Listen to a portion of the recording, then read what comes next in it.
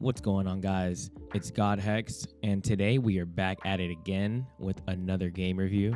But before we start, I just wanted to give a few disclaimers. One, I've never played this on release because I think at the time I was probably going through so many other games that this kind of just slipped under my radar. And number two, if you do see my game in Spanish at some points, it's because I like to use games to learn languages. And number three, last but not least, sorry I've been away for so long after all the nonsense that happened with Throne and Liberty and how that game has been handled. It pretty much just sucked out all of the energy and motivation for me wanting to play or review any new MMOs. So, without further ado, Wayfinder. What a breath of fresh air this game has been for me, honestly. When I saw the game on sale for $8 on Steam recently, I didn't expect much, but I didn't have anything else to play besides Turtle WoW, so I decided I'd dive in and give it a chance. And man, from the first moment I hopped into the game, one thing I can say that really surprised me was the voice acting. I am Nis, the Blade of Shadows. My people are the Deep Eldrin, ancient and wise. Did a great job, and they actually don't sound like soulless drones just reading a script.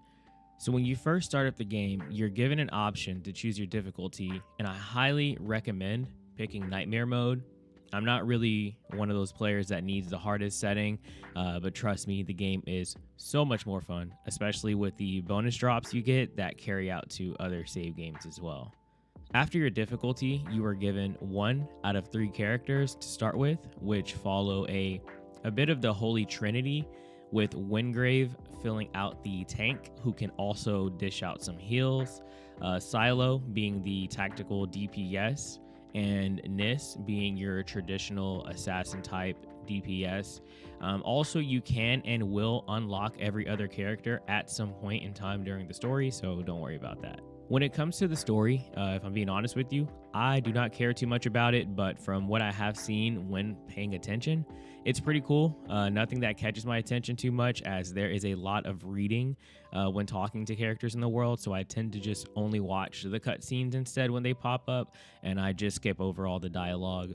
The world of Wayfinder itself is absolutely beautiful. I don't know if this was made in Unreal Engine or if they used something else, but I definitely like the art style. When I first started playing, I thought we would be limited only to the Highlands, which is like the first area that you unlock. And even though I enjoyed exploring it, I was inside hoping for more until I joined someone else's game and I was met with so many beautiful and different vast areas that I myself would later unlock and I would get to explore for myself as well. And speaking of the world that you unlock and the different places that you get to see, man, did I say they were beautiful? Yeah, the design of them I really enjoyed, as even though you will be doing a lot of dungeon crawling and expeditions and boss fights primarily to unlock gear and progress through the story, you can explore a lot of the maps that you unlock. And sometimes it's fun to just take a break and just run around and see what secrets you can find. There was a time I played with a friend I met, and we just roamed around one of the snowy maps, and we actually uncovered a hidden cellar that had a dungeon inside, which was not even pinged on the map. And I think this kind of stuff is really cool for those that like to adventure around and just discover new things that are not out there for you to just see on the map. So before I go on to the next topic, I wanted to jump back onto the characters. One thing I really love about Wayfinder was my shock when I realized that any character can use any weapon that you find. And yes, you're right. So that DPS character I told you about, well, if you just so happen to find a weapon that has a shielding or healing ability, you can now be a DPS/tank hybrid or a DPS healer hybrid.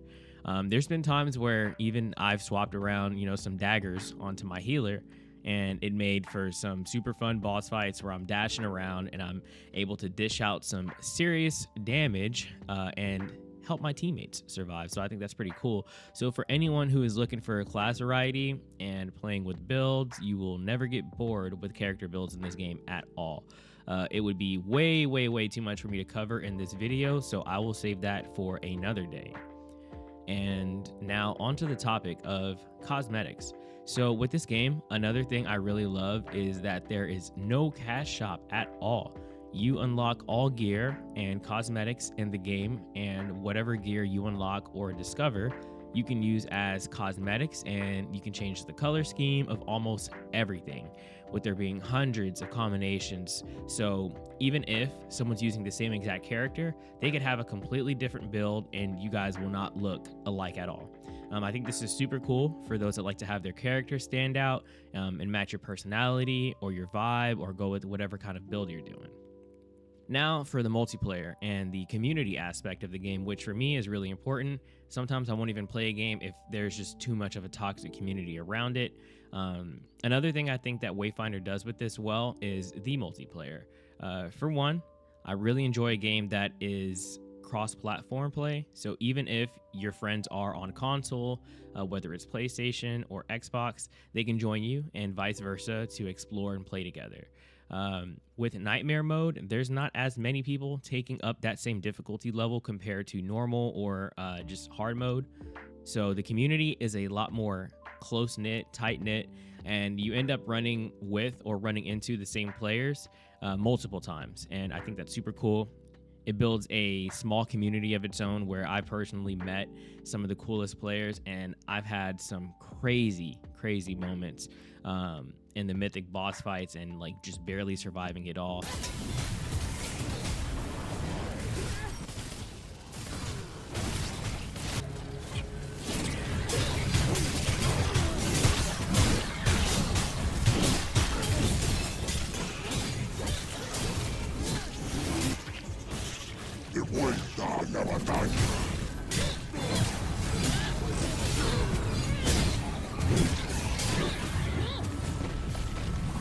And getting some sick loot at the end. It's always cool as a new player whenever you meet someone that's like a higher level and they're like, hey, come with me, I'm gonna carry you and help you get some new gear. For me, I would honestly say this game kind of feels similar in a way to games like Phantasy Star Online, like the old Phantasy Star Online, mixed with like I would say some Borderlands type of vibe. And the only reason why I say that is because yes, you do have like the instance like dungeons and expeditions, but there's always so much loot that's dropping from everything. You know, it's absolutely insane. I'm not sure at all how this game was on launch, and I heard it was pretty bad, honestly. I think it actually had like negative reviews when it first came out until patch 1.0, if I'm correct me if I'm wrong, where the devs fixed and they overhauled a lot of the problems. So thank God that I didn't play at that time, because I could not have imagined. So I have not completed the entire story yet, but it has only been about 2 weeks.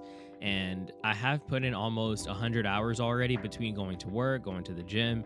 It's pretty much been the only game that I've been playing recently, and it has really pulled me in with so much more to explore, with the consistent world events that pop up whenever I'm doing other things, and new dungeons that I've been unlocking as well.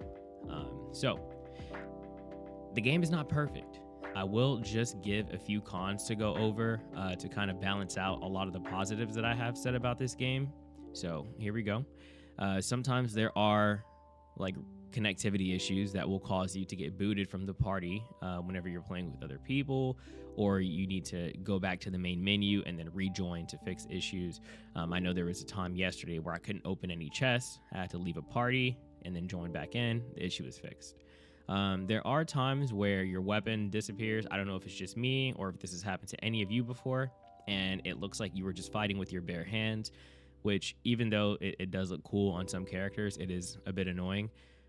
There's no presets. So if you decide that you want to use a different weapon, like if you're using a sword and shield and then you get a scythe or a greatsword, you will have to reslot all of your echoes, which in Wayfinder, echoes are similar to how gems, like gems that you slot into your gear, it works the same way in Wayfinder, that give your character like boosts to different stats and stuff like that.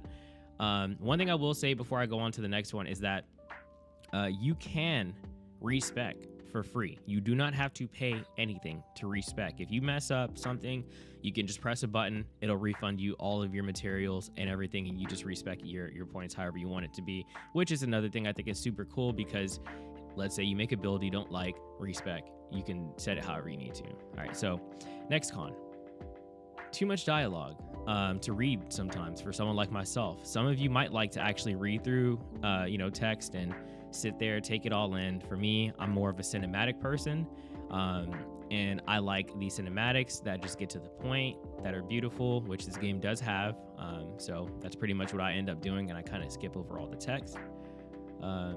Next, some bosses on the mythic level do kind of like hit that Elden Ring, Path of Exile 2 levels of like, was this boss actually hard, or was this boss just super overtuned?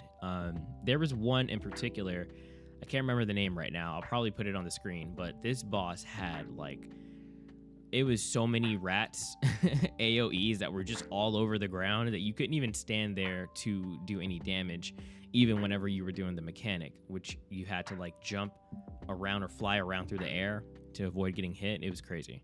But one thing I will say is when you do get more gear, it does become more fun. So it might just be me. I might need to get better gear.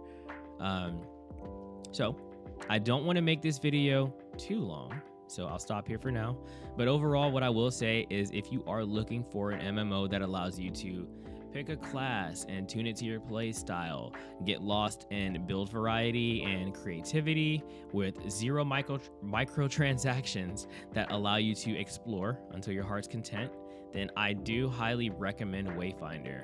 I'd personally give it a solid 8 out of 10 right now for the fun factor and also the multiplayer factor as well. And even if you enjoy playing games solo, this is a perfect game to play by yourself as well too. Another game I plan to play in the future and review for you guys as well will be Fellowship, from which I've seen has the same type of graphic style, but it focuses more explicitly on dungeons and group play. So I've been told that it's like Mythic Plus in WoW, but like the game. So I've never done Mythic Plus in WoW. I've never gotten that far. I've been playing Turtle WoW, and I just like do profession stuff, just walking around talking to people. But anyways, well, thanks guys for tuning in. I'll try and be more consistent with these kind of videos, as it's always been a dream of mine to make a channel that covers games in this fashion for those who enjoy MMOs and exploring either by themselves or with others. Anyways, goodbye for now. Much love and peace.